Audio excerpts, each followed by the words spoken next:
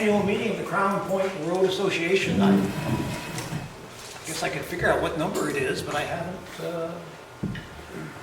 I didn't, but it's 250 something. the Crown Point, not the association, but the Crown Point Road for sure. So welcome, wonderful food as usual. Thanks to the mayor of Belmont, Dennis Devereaux, for arranging this. And so we try to move this around on places more or less on the Crown Point Road, and this is a great venue, pretty centrally located for our organization. We try to start out by thinking about those who may have been departed in the last year, members of the organization, and I was thinking, I think one of our early members was Don Whitney of Springfield. He died this year at age 99. Dennis, you knew him a little bit, right? Yeah, I think he was probably one of the original members. Yeah, I wouldn't be surprised. So that would make sense. And, I could not think of anybody else, but that's we remember those who founded this organization, and we're trying to carry on their tradition. I thought I would start by doing a year in review. The Crown Point Road Association does a lot in a year, and so I thought I'd maybe talk first about that. We start in the winter, early in the year. Our board of trustees gets together once a month or so, tries to organize the outing schedule for the year. We put flags out. We have a lot of volunteers that do that along the road, and we thank those people that do that. We get the schedule together, and Dale and Whitney is big ground zero for that, and get those out. And then we go from there with outings once a month or more frequently sometimes. The first outing we had this past year was on May 15th. It was in Brandon. We were up at the Damaris farm where Lynn and Jim Damaris live outside of Brandon. They gave a couple of years ago Phil Mandelier, who was a historian and a metal detector and great enthusiast, permission to go over their property where the Crown Point Road ran, and Phil over the years came up with some wonderful artifacts and spotted locations based on his metal detecting, and Lynn and Jim got us into one of their beautiful outbuildings. We had a wonderful day.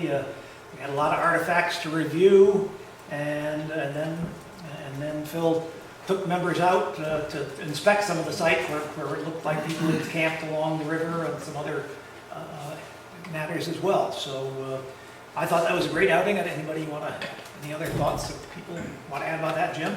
Yeah, for what Phil has found, I think it could turn out to be really significant for locating the Crown Point Road. And I'm sure in the future there's going to be quite a more extensive search down there, and maybe try to map the site out a little bit to try to figure out exactly what was there. Yeah. It's pretty impressive. Yeah. Yeah, and this was just a lucky confluence. First of all, you had Phil with his knowledge and expertise and interest, and then the Damarises who were willing to let this happen. And so I agree. It's been a great exploration, and I'm sure there's going to be more to come.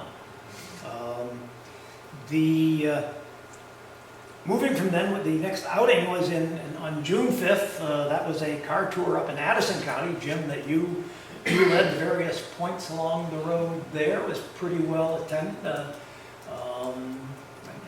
quite interesting. I was trying to think of some highlights.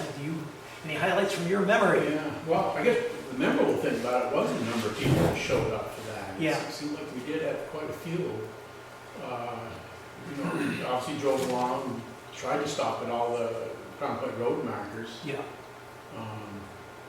Like there was one, on 74, it was a busy road, it was hard to pull over there, and that one's kind of tucked back up in the brush.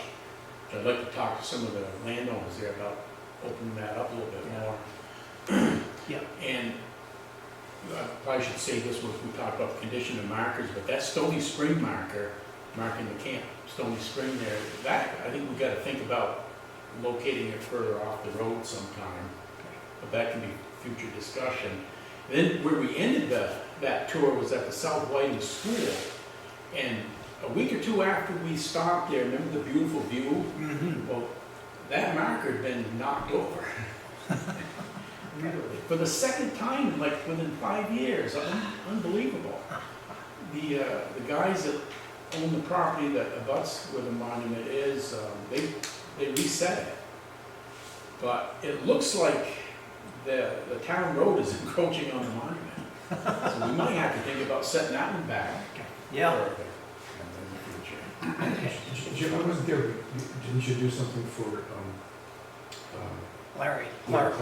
Yeah, I was gonna mention that, but Jim, go ahead. Yeah, I guess that's the reason for the whole thing, you know, Larry's getting up there in years, he's in his very late 80s, and he might be turning 90 this coming February. February is his birthday. And that's kind of his old stomping ground is, you know, the Bridgeport Shawn area, so he kind of wanted to have him be able to come along, and the chief thoroughly enjoyed it, and we presented him with a cane, I guess it's Crown Point Road historian. Yeah, Perfect. yeah. So, yeah, I've been part of this organization for more than 20 years, and Larry's been there longer than any of us, I think, so. I was thinking Larry told me he started about 1978. He started going on some of the hikes. Yeah, and had wonderful knowledge, especially up in that area, like Champlain, Addison County. Really knew his stuff up there, still does, but yeah, we've been lucky to have him. So that was a great hike, and that was a nice way to cap it off with that presentation to Larry. And I'm going to shift gears for a minute. Because we're all from Vermont and we're all historians. So this is Vermont's 250th celebration. Began a year ago with the 250th anniversary of the Breckenridge standoff down in Bennington. And there seem to be events every year now going to be leading up to the culmination of Vermont becoming a state and admitted to the Union. And so we've got our job cut out for us for the next couple of years. The event 250 years ago was the capture and the rescue of Remember Baker of Arlington. And the group worked on that. There were two parts of that. One was the ceremony on the actual date of the event, which was March 21st, and we met down in East Arlington near Remember Baker's Mill, which still stands there. There was a nice dedication. Remember, I was there, got to read part of the proclamation, and Tom was there as well, and we had some other representation as well, I think. But better than that was still a cold day in March. The organization wanted to do something more dramatic and more special. And so the group put together a play, which took place on June 18th. And our own Tom Hughes had a starring role in that, albeit as a Tory, Dr. Sam Adams. Tom, why don't you tell us about that? Siskel and Ebert gave it one thumb up. Okay. It actually it was a dramatization. Nobody's to say such a thing did or didn't happen, but we thought we can't show this horrible break-in and attack. I mean, the family was, injured. It was terrorism. So what if the town got together, like an emergency town meeting or something, to sort of sort it out? What happened? What are we going to do about it? And from that, a dramatization that didn't exist at all in January was performed once for the public in June. And that script and the written or printed materials and kind of the event itself is getting an award of merit from the Vermont Historical Society's outreach arm, which is called the League of Local Historical Societies and Museums. And that's in Manchester in the morning on Saturday, the 29th. Because the script was actually really good. And amazingly, there were enough volunteers to show what happened. I think people won't forget that story anymore. Remember, it's so important to remember Baker, not be forgotten, especially when it turns out Canada doesn't want his memorial anymore. Yeah. The Vermont Sons of the American Revolution are going to take it back. They're going to take the goodies off the 30-foot high monument and bring it across the international border into Vermont. Yeah. I think most of you probably know that when the American Revolution began in 1775, remember Baker was part of the Green Mountain Boys that advanced up into Canada along the Richelieu River, and remember Baker was tragically shot and killed. So he died way too young, but he certainly in his years that he did exist was a driving force down in southern Vermont and with the Green Mountain Boys, which led to the formation of Vermont. So it was a nice tribute to him. So Tom, thanks for your work on that, and we'll look forward to see what's going on from there. How can we see it, Tom? I'm sorry? How can we watch it? Is that on our Facebook or something? The link to the dramatization? I don't know. The link was sent to email members, but I don't know about anyone Okay. else. So I'll do that. I'll put it on the Facebook today. Okay, that'd be great. Yeah. Yeah. We didn't use microphones, so it really wasn't about the video. It was about being there, and I think it was good for East Arlington. The local people probably, think differently. Yeah. Make them aware of that. So that history right in their backyard. So well, that's great. So that was June, and then in July we had a couple of events that went on. One was on July 9th. That's the Hubbard Battlefield annual reenactment. Our organization has manned a table there for as long as I can remember, every year, and we did so again that Saturday. I think there are some pictures. Dale and Whitney have put together some pictures of the year events from the last year, and if you haven't looked at them yet, they'll be up for a little while longer, I guess. So take a look at those. But we did that on the Saturday, and I think that went well. The following day, the Sunday, July 10th, we were in Weathersfield, and Steve Aikenhead of Weathersfield, who was a historian there and been very involved with many things, including the Crown Point Road there, led us on a full day, I guess is what I would say. It seems like one of those cook tours that we did everything and somehow survived. Most of us did. Among other things, we went to markers 10 and 11, which are both original markers, as you may recall, that are still there in Weathersfield. We then went down toward the apple orchard and walked in on the road to, I guess it's Upham's Mill. It was there in 1791, and the foundation of that mill along the Crown Point Road was there, as well as a bridge. We then moved over to the Chamberlain House, which is along the highway, which was built in 1780, again on the Crown Point Road. And we walked up the hill. I hadn't been there before, to Asa Grout's cellar home, which was up again on the Crown Point Road up the hill. And that was, Tom, were you there? I'm trying to remember. Yeah. That was a long day. Rebecca and I were the last ones to come out. Yeah. That's right. So, we were asked to leave. Yeah. You're trying to count noses and keep track of everybody, but at the end of the day, people were They came crawling out of the woods. I was sitting in the car. staggering around. It was great.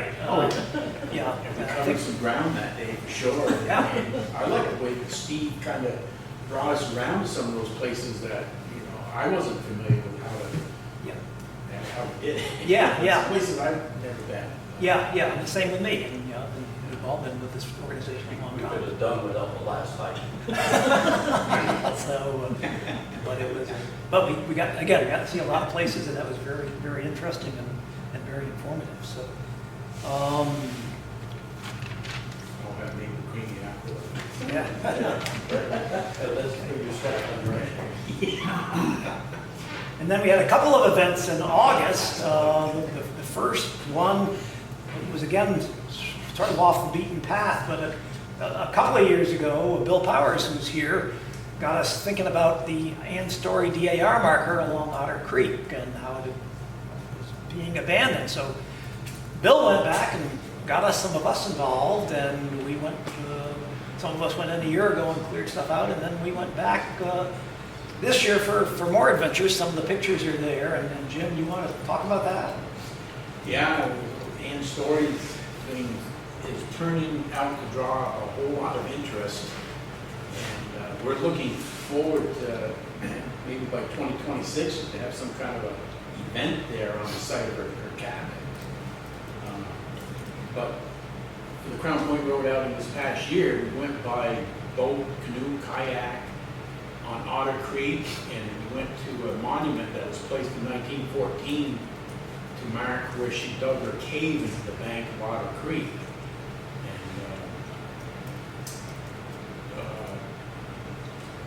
And it's about the only way you can get there is by water. It's nearly impossible to get by land.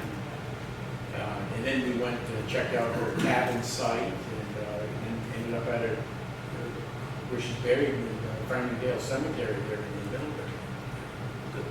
So, Yeah, that was fun. I'm sorry I had to miss it. John Eric was there, and everybody got their money, so it was that's a trip.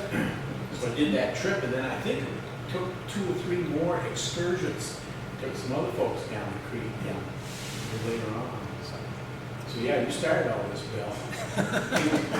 Well, you did a nice job cleaning it up. Again, another example. We all love our Vermont history, and that may not be exactly on the Crown Point Road, but who cares?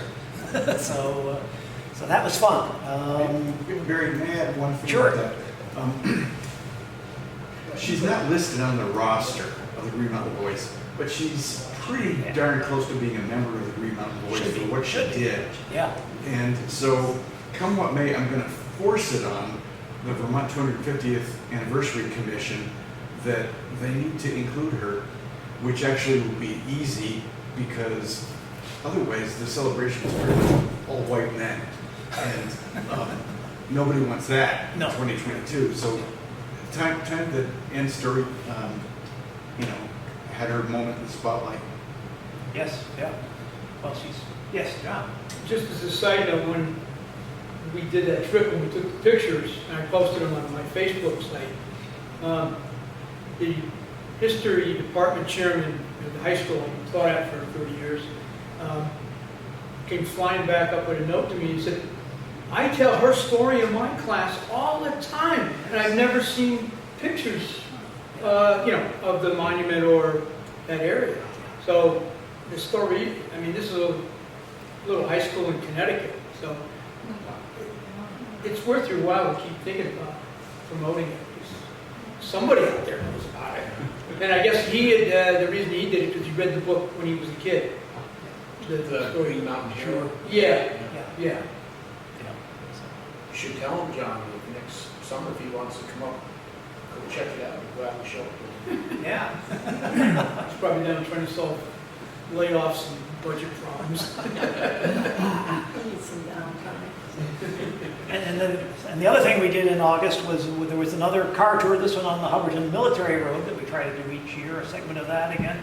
Jim, you were the leader on that. Any comments, observations? And I've been trying to think how many years we've been doing Yeah. these, all of 10 Maybe. plus. So it might be, and we try to split it up into 3 years to do the whole road. So we go from the mount to the battlefield, and from the battlefield to Center Rutland, and then the 3rd year it's the Hyattville branch. So this year we went from the battlefield to Center Rutland and just took in some of the high points. And again, I think we had a pretty good turnout that day. I can't remember the exact numbers, but it was quite a few. Yeah. And then we met up with, what was his name? Bruce on Belgo Road. Marston. Yeah, that may lead to some further exploration from metal detecting that may help uncover some of that military road So that was a good outing, that car tour. Yeah, that was a good connection there again, and Bruce has been interested in the road, and it's always nice when a landowner like that is willing to let somebody come in and do some search.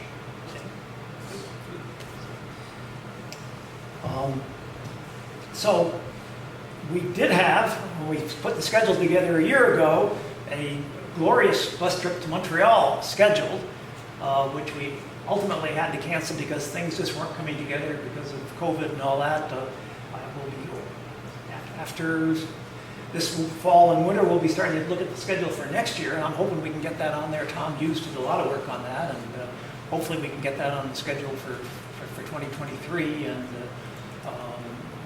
but since we had the open date at that, Jim Rowe put something together, a chance to go on a Vermont military history excursion up to Camp Johnson and Fort Ethan Allen. It was kind of the last minute, and I don't know how well attended it was, but Well, I think it was, I suggested to Tom, Tom did the work and okay. made the phone calls, putting it together. And I think there might have been 3 or 4 of us that actually went on it that day. Tom was out ill. Terrible sore throat, sorry. Yeah.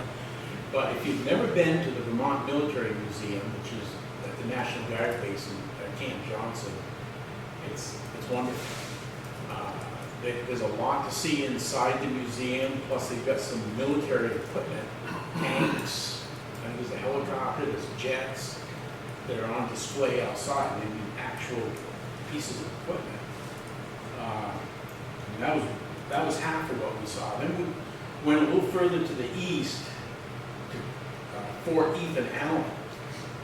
And you drive along Route 15 between Essex and Colchester there, you think nothing of it. But they've got a museum there, and it really explains what was there, I don't know, you could say 100 years ago. Just talking to John Eric was on that trip, with 1,800 horses they had Yeah. there. There's officer barracks, there's soldier barracks, there's a theater, there's a firehouse on it. Storage buildings, I mean, the complex is huge. At its low point, it had 2,000 men, and its high point during the wars, it had 8,000 men. And it was a cavalry base, which blew my mind. And the Buffalo soldiers, the famous black soldiers from the Southwest, were garrisoned there from 1902 to 1909, I guess. So they went from the heat of the Southwest to the snow of Vermont, from not seeing a lot of white guys, and now having Vermont white guys who never see a lot of black guys. That must have been an interesting thing. But I never heard of the place, and I was blown away. It was just amazing. It's like a little self-contained city right there. Yep. So every spring, the Fort Devers, Massachusetts soldiers drove horses up here through Mechanicsville Village, Belmont. Spent the night here at various places, taking hundreds of horses from Fort Devens to Fort Ethan Allen to the soldiers in the early 1900s. And some of the old people in town, relatives, told me about it when I was a kid, that every spring they drove horses, It's amazing history. staying in different places. Yeah. And I'm sure on the internet there's a lot more information, but I do remember that this was one of these old houses were inns, a lot of them were inns for the Chase Toy Factory workers in the 1880s and stuff. But bringing them right up through here every spring, and the blood was really good. The Clarendon Historic Society has a few photos of that, coming through Clarendon, and they had one of their campsites was there on what's now Airport Road. It used to be the old, Crown Point Road, of that event. And it is kind of odd, things, basically, cavalry, and they're, pulling the equipment and. Interesting history. Tom? I can't remember what the name of the U.S. Senator was, but it was one of the ones that you'd recognize, who decided that there ought to be such a military installation in Vermont. And he made his case to the U.S. Senate and basically I guess, exaggerated the threat from Canada. It's just non-existent. Why Vermont had to have such a place, and they required that there be a railroad connection. So we took care of that and got it put there. So it has an interesting history, but basically, it didn't really even need to be, except this senator from Vermont wanted one. Is that the Redfield Proctor memorial? Yeah. Yes, It might have been. Yeah, he owned the railroad. I think he owned the railroad, so he made money on the deal or something. He owned something, he got a little money on the side. That doesn't Can happen. you imagine? Yeah, well, just amazing the history here. We all love it. So, and then the final outing for the year was we had in October. I can't recall when we've had an October outing before, but we had one October 1st, just up the road in Plymouth. Barb Grafofka did a lot of research for that and was going to lead the hike with me. She unfortunately had some surgery she had to undergo, and that's why she's not here today. But it was a small group, but very good. We visited the Vermont unknown soldier who died along the Crown Point Road coming home in 1776. Many of the people hadn't been to that site before, and so that was helpful for them. They were very pleased with that. And then the road, as we'll learn, as we know, and as we'll talk about later today, people settled and came along the road and settled, and there were several early settlements going back around 1800 along that stretch of the road through that stretch of Plymouth that we visited at least 3 of the cellar holes there. Barb had done some research about some of those folks, and that was interesting. It was kind of a trip down memory lane for me, because I think the first hike I went on with this group was 20 years ago or more on that very same stretch of the road, and Jim Rowe was there, I remember, and we said there ought to be a well around here somewhere, and Jim turned over a rock, and there it was. And we didn't find it this time, but maybe we didn't go to the right cellar. I think it blew maybe the next several hole down. So, but anyway, that was fun, and the people that went enjoyed rooting around and examining the foundations and the farms that were there. So, and that was the outing schedule. That was the outing list, and that brings us up to today. So, look forward to having more adventures and outings next year that will bring more surprises, I hope. So, so that's my review of the year, and with that, maybe we'll go to the Secretary and Treasurer's report. Dale, Secretary's report. Sure. Report is in front of everybody, I believe. It's mostly like I've given in the past. I'll go through it briefly. Our member count is holding pretty good. It actually went up a little bit from the previous years. I added the second line item, inactive members, and first of all, I'll define what an active member is. An active member, I'm considering an active member, is only somebody that's paid up through this year, is a lifetime member, or has paid in advance for a few years ahead. And so the inactive members is 210, and that's more than the active members, but in the past, I've seen a lot of members kind of take a year or two off and then they'll come back. So I don't really see that as a sign of a problem. It's just, if you add the two numbers together, we have 332 or so people that have been active in the last 10 years. So that's a pretty solid member count. The email newsletter that I've been sending out once a month or so continues to climb in attendance. It's up to 228 recipients now. And I enjoy the feedback I get from those, so that's a good thing. Social media still seems to be pretty solid. It isn't diminishing as far as how many people are using it these days, so it's a good place to reach people. I always like to give Tom Hughes thanks for the majority of our contributions to our Crown Point Road social media feeds. A lot of followers there and posts, doing really well there. For the membership breakdown, pies, I noticed something while I was doing this. The numbers I've been using for the last couple of years, nobody's noticed this, but if you add up all the numbers, they didn't add up to 100. I always thought the numbers, I was displaying the numbers as percentages, like for example, on the 2022, lifetime 12%, complimentary 14%. They're not percentages, they're actual numbers. The geography of the pie segments represents the percentage. Nobody caught that they didn't add up to 100%, so I won't blame anybody for not doing the math. But I've caught that mistake and hopefully I won't do it again. The average contribution, still pretty solid. I mean, the basic minimum membership is $5, and if people are averaging $13.65, that's pretty generous. That's a good thing. And that is my membership review. On the back, I added a little Sudoku puzzle. So if John bores you, you can read and play that. But I'm sure he's not going to bore you. Any questions on the membership numbers or social media or anything else? I'm pleased that the pie is bigger than last year. Yeah, I tried to make it bigger for the people that have older eyes. Yeah. Or hungry, yeah.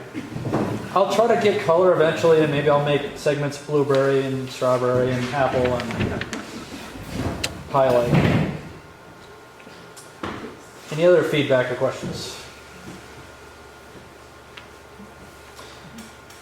I'd like to ask the board to accept my report then. Okay, I'll entertain a motion to that effect. Sure. Okay, heard sure. Is there a really? Second it. Okay. Well, motion's been made and seconded. All in favor, say aye. Aye. Any opposed, say nay. So Dale, thank you for your work. Not only this work, but those emails you send out are very helpful as reminders to people and get things going. And again, the Facebook page and what Tom does with that, and you as well, and others, is great. So thank you for that.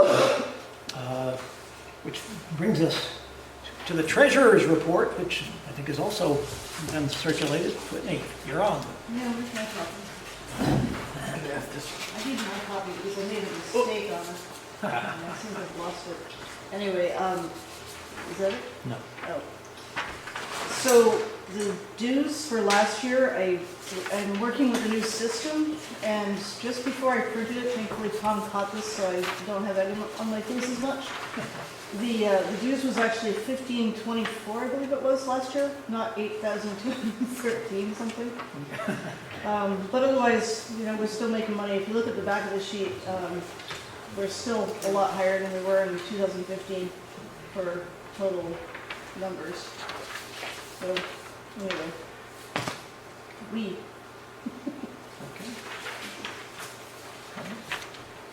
Thank you. Any questions for the treasurer or comments? Considering we don't get any interest these days from banks, holding our fund level is a good thing. oh yeah, actually you'll notice the savings interest is cut in half. Yeah, it used to average about $1.40, $8.60, and now it's about 86 cents. Even though we actually have more money in there now. Well, maybe that'll change. I hope so. I had a question about the back. Sure. We. Whee! It's a happy sound.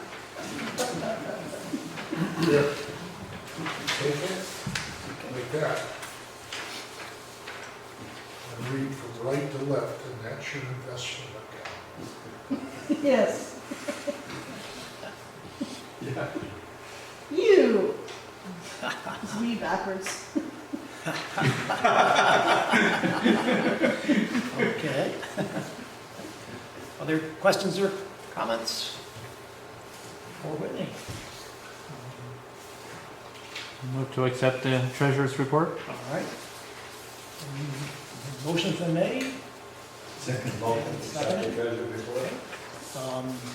We'll call the question then. All in favor say aye. Aye. All opposed say no. Everybody say whee.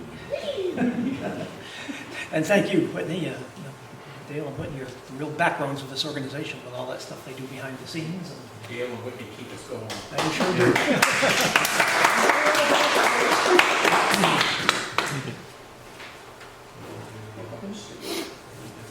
Yeah.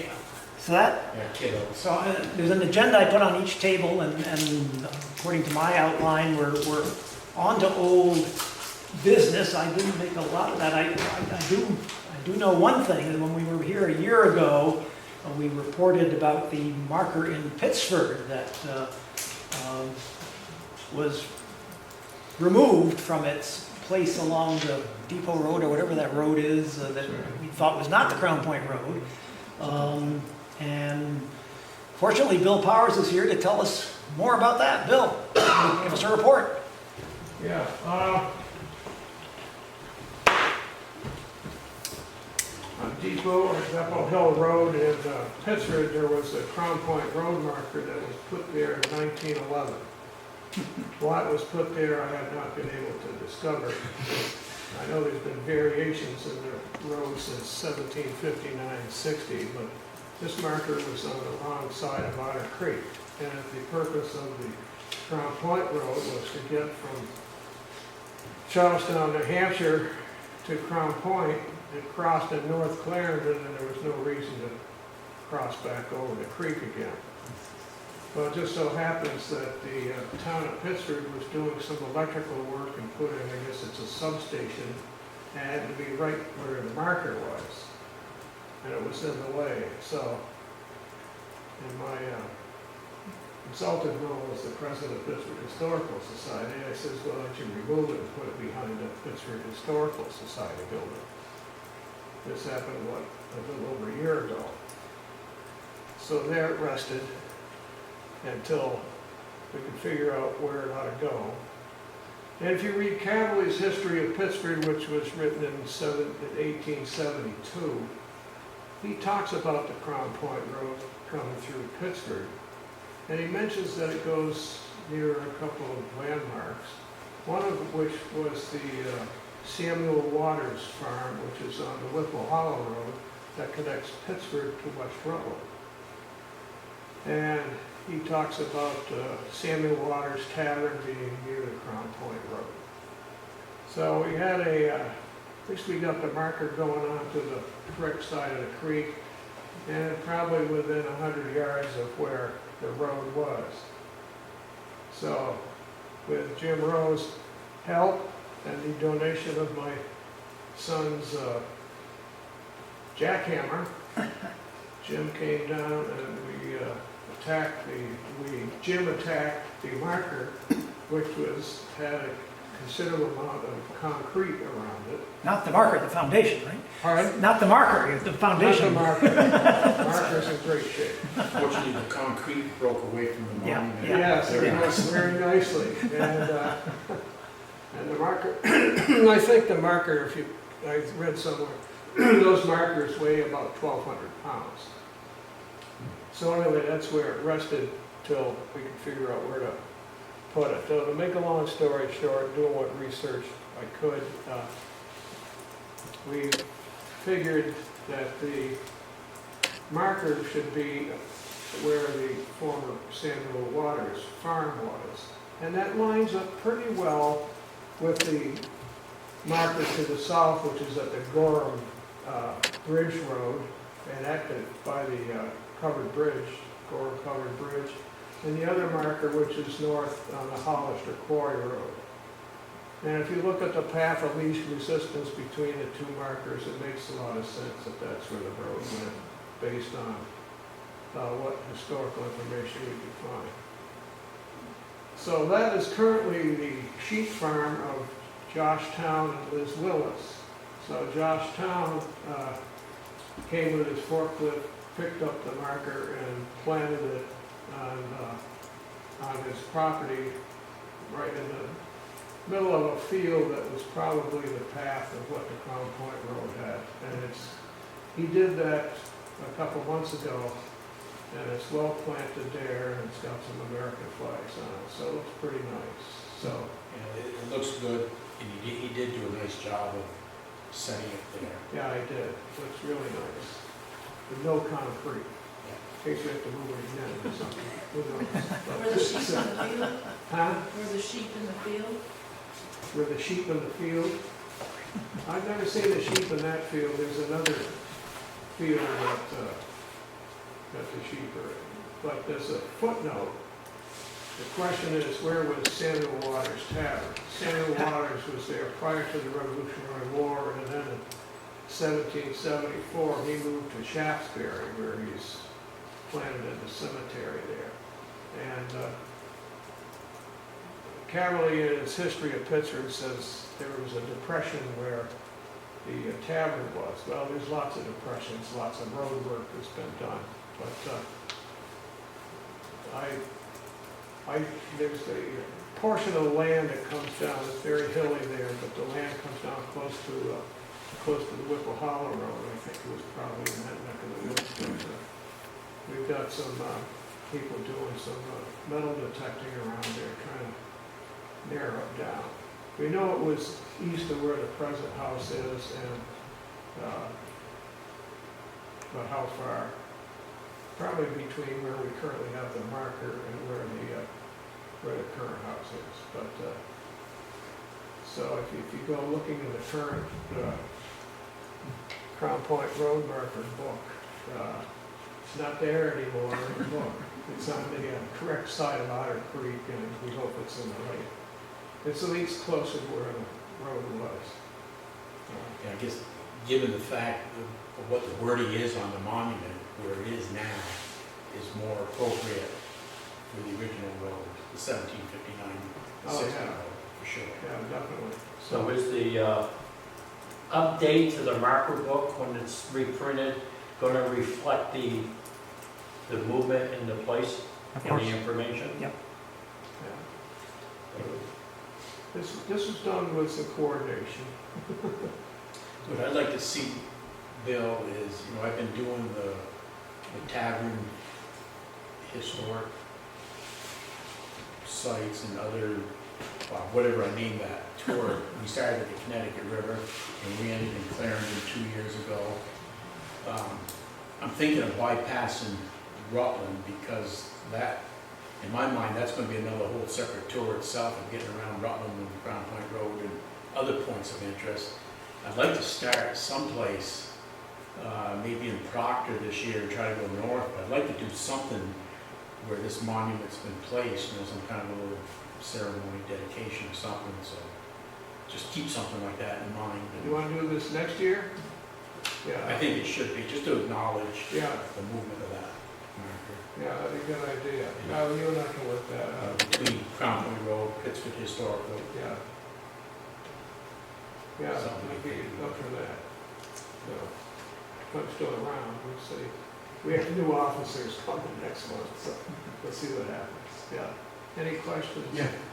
How many inches is below ground on these markers? It varies a lot, Tom, because Okay. some of them, as much as you see above ground is below ground. Uh-huh. This one in Pittsford, I think, It's about 50-50. was that I much? think so. Yeah, Well, there's a lot more above ground than it was before, but yeah, there must have been, what, a half a ton of concrete on it? yeah. Oh, whoa. Yeah, this is no small task. Yeah. There's the man right there. I just did the step and fetch it. He did all the hard work. But there's a monument up in Bridport that comes to mind, and that thing is practically sitting right on top of the ground.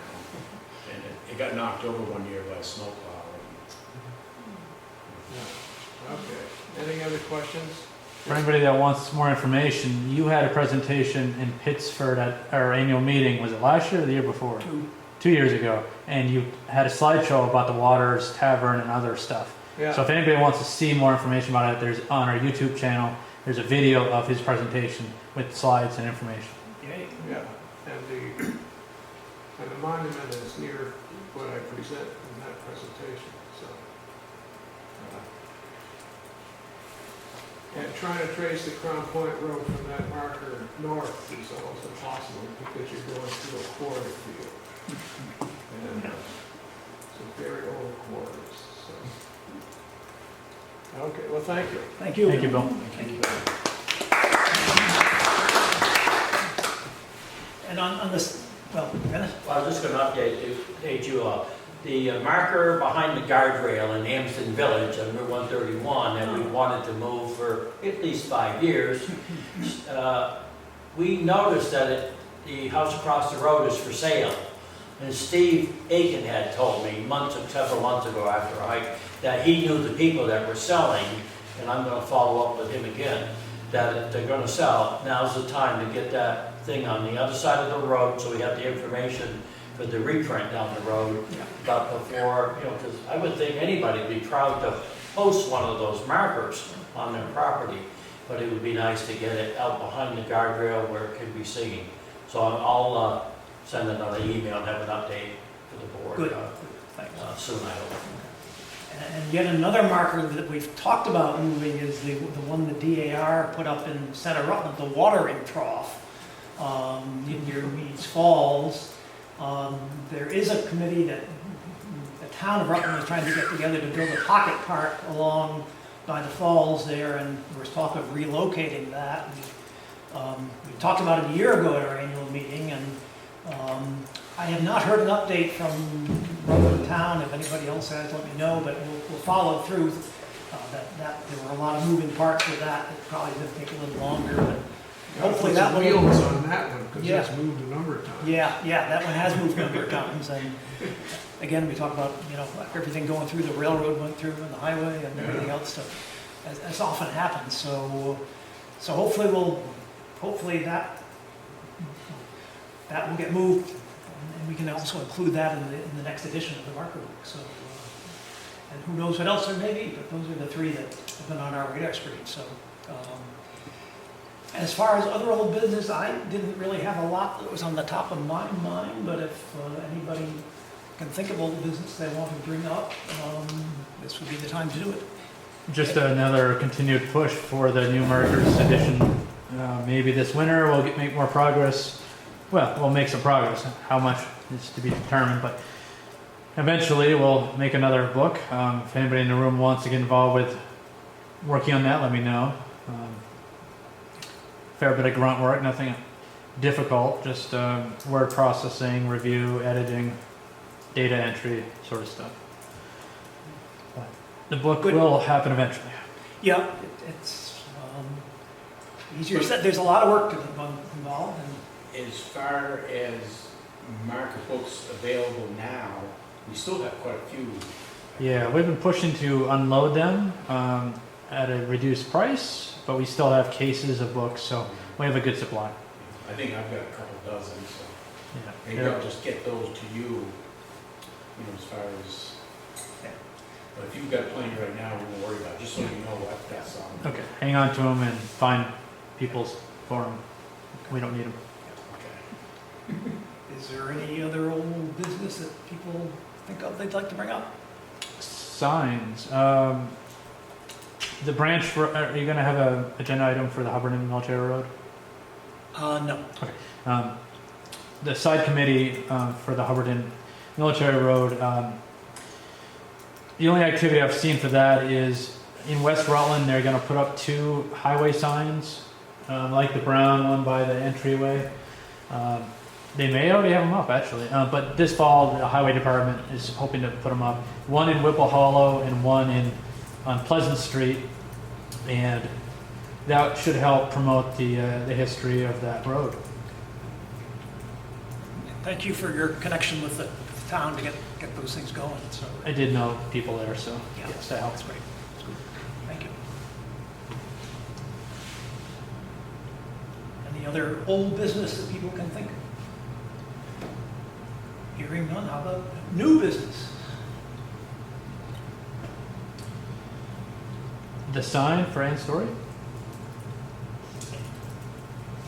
Well, like I said earlier, this Ian Story tour that I did has really drawn some interest. I've been talking to the town of Salisbury a little bit, been to the town clerk's office, done a little bit of record research, and we're looking for the future, maybe 2026, to do some kind of celebration, and we'd like to be able to, well, Rebecca did the sign up. It's about 2 feet wide, 4 feet tall, and it says dedicated to the memory of Ann Story, heroine of the Green Mountain Boys. Mentions the Mary Baker Allen DAR chapter and the celebration they had in putting up the granite monument in 1914. And the sign will be visible from the east bank of Otter Creek looking across, so we're hoping that, you know, maybe at least in 2026 and maybe in the spring, once we get this sign put up, that people would be able to walk from the house site down and look across the creek and be able to see the sign. And anybody on the creek in a canoe or a boat or whatever will be able to understand what that monument is for. When we were going down to the creek, we met several other boaters and asked them if they saw that monument, and they did, but they had no idea what it was, because the wording is on the opposite side. So, just give it a little more recognition to Ann's story and her family that was there throughout the Revolutionary War. Yeah. Yeah, sure. Yeah, well, thanks to you and Rebecca, who's back in Iowa now, and all the work you guys have been doing on that. Yeah, and Tom and I just went down Wednesday. I think we left Middlebury at 7 o'clock in the morning, and I got to my I got house. you back to Middlebury at midnight, just after midnight, because we took the Long Island, well, the Oh, yeah, yeah. Yes. Tom and I would talk Fair. history all day long. Yeah, yeah, that was quite a trek to get that sign back to Vermont, so thank you guys for doing that. So. Is the road to that, to where her cabin was, is that blocked off? Is that a private road? I know there used to be a gate across. Yeah, it's not blocked off, and the town has a right of way down to it. Okay. And interestingly, I was able to get a copy of a survey map of that lot. It's 6/10 of an acre where her cabin site and the monument that acknowledges her and Right, the right house on site. the ledge there, yeah. And that's one of the next things I want to do is try to locate those corners, just to kind of see the extent of the lot. It's kind of it's not like a rectangular shape, it's kind of twisted a little bit there. Where they did it. But there's a pin right in front of the monument where they're taking all the measurements from, the coordinates and the distance out. So. But we were down there maybe a month ago, but the weeds and the brush is so thick, and I was hoping once the foliage dies off a little bit, it might be easier to figure out the direction to walk and get the measurement. Whether we find an iron pin or not, I don't know. But And who owns the lot? Who owns the 6/10, the town? the town does. Columbus Smith, I think he deeded it to the colonial Danes in 1914. And then I think in 1976, it was basically deeded over to the town of Salisbury. Yeah, that was the same year that they put the cabin there that they dragged down from Grand Isle. Yeah. And the guy that burned it down, you know, when you go down the road, the two brothers that lived on the left, one of those guys burned it down. And I don't know. Yeah, it's quite a complex story, but it's exactly what happened. But it was great. The day we did the tour, we started down in there, and as you go down in, there is a little small house on the left. Yeah. But as we were driving down in, there was these half a dozen young people walking up that right away. And they looked a little flustered and concerned at first, seeing half a dozen vehicles coming down in there. And I stopped and talked to them, and they were very open and kind of excited to be thinking that something was going to happen, down there at the cabin site. Yeah. And that was down in the woods. So that's a good thing. And there's no roadside historic marker anywhere for Ann's story. There's something to know. Yet. Yes. There you go. Well, the best documentation for Ann's story is in the history of Salisbury, written in the 1850s. John Weeks Yes. wrote that history. He knew Ann's story, Right. miraculously. His family moved to Salisbury. John Weeks was only a year or two old, so it was late 1780s that the Weeks family moved there. So as he was growing up, he probably got to know Ann's story and talk with him. So that's quite a miracle right Yeah, there. yeah. Well, if you need that, I've extracted all that over the years. I think I still got it. Yeah. Nice. Excellent. Any other new business, Dale? Shameless promotion. Over on those tables are T-shirts and hats and bumper stickers, which are new, and books for sale, and some handouts that are free over there, and also a stack of this book called The Republic of Vermont by Vest Orton.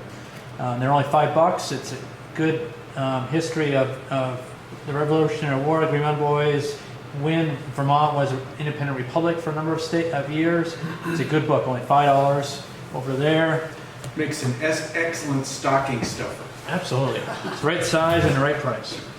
Okay. Well, Vest Orton did that in time for the bicentennial in 1976. And our friend Rebecca took it upon herself to have that reprinted again. I think she did 1,000 copies. With Lyman Orton, Yeah. Jonah, who also designed the ancillary sign, yourself and myself. Thanks to all of them. Any other new business before we move on to elections? I just want to talk about some of the monuments, we talked about some of the leaning and whatnot. And I'll just mention, like the one at Pierce's Corner, I think every time I go by there, that thing is just leaning just a little bit more all the time. And I know that there's several other ones that are leaning, and I mentioned that Stony Spring one earlier. And I might talk to the farm there and just see how they would feel about maybe having that one relocated a little bit from the road and get a little better base under it. Yeah, there are some new owners there, and Yeah. but it may be worth talking to them. Phil Mandelier and I talked with her, not about the monument, but about the history of the property. Oh, Pierce's. Yeah, she had moved here from Oregon, so, she knows nothing of, the history. But, she got kind of excited about how quite historic that her little piece of land there is. So I think she would be, quite receptive. And, it looks like she's trying to get a little, farm stand type tourist craft thing going there, retrofitting the old, the monument, nice and prominent and things. I'd be shocked if she objected to anything. I don't think she will, because I've talked to her myself, and I stopped once there, and they had some stone that was kind of up against it, and I was just standing there looking at it, and she came over with her son, I guess, but yeah, she seems to be kind of happy to have that. Yeah, she even wants to get some kind of historic display, the little shop she's trying to build. So maybe, Bob, if we're going to approach her, maybe we can try to do it in conjunction with your Clarendon Historical Society and, for our mutual benefit. Enrollments.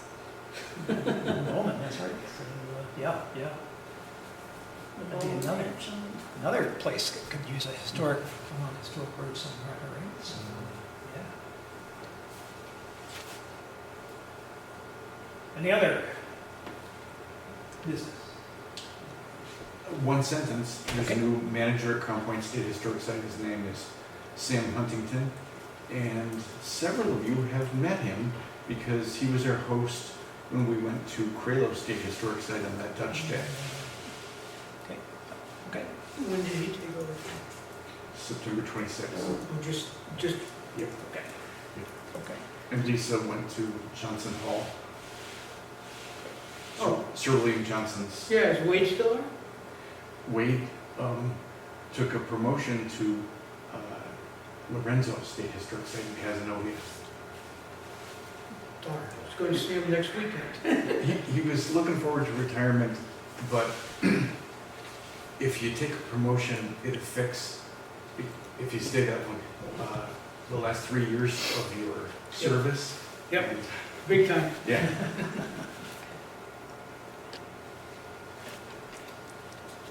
Well, hearing no other business, the final item I've got on our agenda is an election of officers. The association, as I think you all know, has 4 officers. president. I'm the president right now. Dennis Devereaux, vice president. Dale Christie, secretary. Whitney Christie, treasurer. And our terms rotate every 3 years or so, I think. I don't think they're up this year. But we do have 3 other trustees to round out the board whose terms expire every 3 years. Barb Kofka was elected a year ago onto the board, so her term has 2 years remaining. Tom has been on, and there's 1 year remaining on his term. And Larry Clark, we spoke about earlier, his 3-year term, his latest 3-year term after how many decades, is expiring today. It's my understanding that Larry would prefer not to be on the board. So we should be trying to nominate and elect someone to take his place. I've spoken to a very active member named Lonnie Lasai, and he seemed to have interest in serving the board. He's not here, but I believe he has given us permission to vote him in if that's what he wants, what we want, unless there's any other nominations. So okay. I would move to elect Lonnie. Nominee. Okay, so Lonnie is nominated. Yeah, he and his wife Obie became involved with our organization 3 or 4 years ago, and they've been quite involved. They had a COVID exposure, so they could not personally make it today. But I did check with him last night to see if he were nominated and elected, whether he'd accept, and he did say that he would. And Obie, if you don't know, she's done some wonderful photographs. She's made it her mission to photograph every marker on the Crown Point Road, and she's a wonderful photographer. And, and she's also, I think, interested in working on the book, so it'll be nice. So there's one nomination, and I do know that Lonnie would serve if so voted, but It's not going to affect my vote, but just out of curiosity, where does he live? Westminster? Yes, Best Bellows Falls area down that way. County, Yeah. all right. Yeah. Sure. He worked as a volunteer at Fort Number 4 for a number of years, and I think I can picture him. and he's told me he's working with another mill site down there that in the Bellows Falls area. So he's retired, recently retired, and has the enthusiasm. And Cool. I think he I'll would be- second the nomination. All right. Are there any other nominations for treasurer, or trustee? Hearing none, I would accept a motion that the nominations cease, and I'll have the So motion. clerk cast one ballot for Bonnie Lisay as our new trustee. Did I hear a motion to that? Yes. Okay. Did I hear a second? Yes. Second. Okay. Yes. Hearing no discussion, all in favor of that, say aye. Aye. Any opposed, say nay. And so, well, thank you for Lonnie for his willingness to serve, and I think he'll be a good addition to the board, and I guess we'll find that out soon enough. So I don't know that there's any other business. I would accept a motion to adjourn the business meeting, and then we'll move to our featured presentation. So moved. Okay. Second. Hearing no further discussion, all in favor say aye. Aye. Any opposed say nay. Thank you again. That was a very productive meeting. So